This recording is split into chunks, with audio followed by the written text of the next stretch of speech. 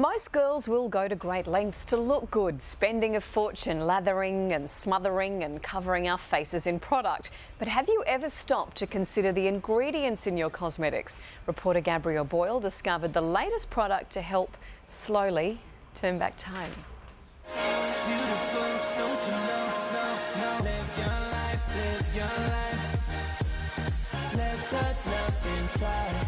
It was a rock star reception for Australia's first man of fabulous. Makeup maestro Napoleon was in the house to plug his latest product.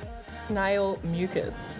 Well, look, I wasn't sure when I first had my chemist introduce it to me, but after doing an enormous amount of research, one of the things that I do know for sure is that in South America and in Asia, it's a really, really hot ingredient at the moment.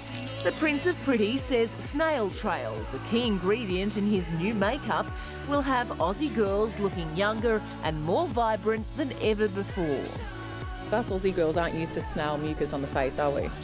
Well, that sounds a bit dirty. Well, I look further and it goes back to ancient Greece. Hippocrates used to use it because as the snail keeps tearing its skin on the terrain, the mucus rebuilds it. Snail mucus has been a must-have for the beautiful people of Europe for years.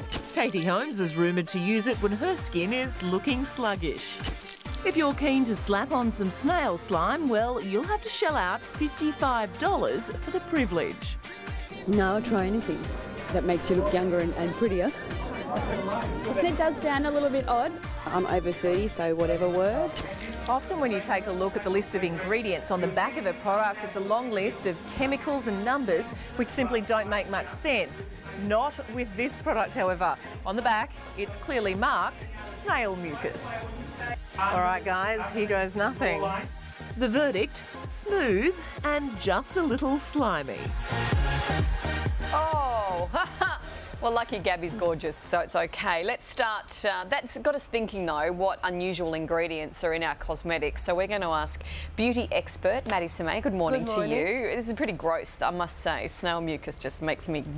It's not ideal, no. No. Now, another one, fish scales and crushed beetles. What are they used for? Yes. Well, the thing with the makeup to understand is in our cosmetics, there could be a variety of ingredients that they use.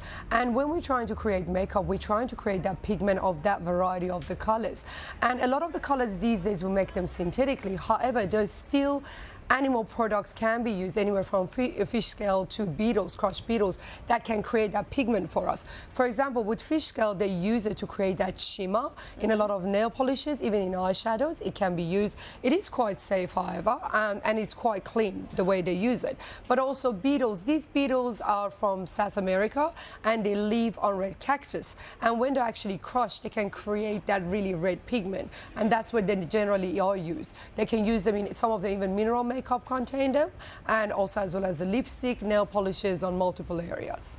Okay, another one is whale vomit. Seriously? Okay, this one is one of those things that I think the sound of it is a lot worse than it is. The term, when you look at it comes from the whale digestive tract, and in the past they used it. I mean, it's not ideal to think whale, the fishy smell, the ocean, and the vomit. However, this comes very much so like a rock, and it's referred to as the golden rock, or golden stone of the sea.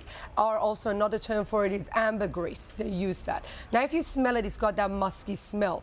In the past, in the perfumes, they use it, but today we very much so follow the rules of beauty without cruelty. So we make this item synthetically these days, but in the past it definitely was used in some of the perfumes. All right, and also sheep wool and rust. Well, that's another one. Rust, again, is, if you think about it, is aluminium oxide, okay? And when you think about that, or iron oxide, that's what rust is. So they do use it in mineral makeup, and it's a form of a mineral. So it's not as bad, and it also creates that red pigment.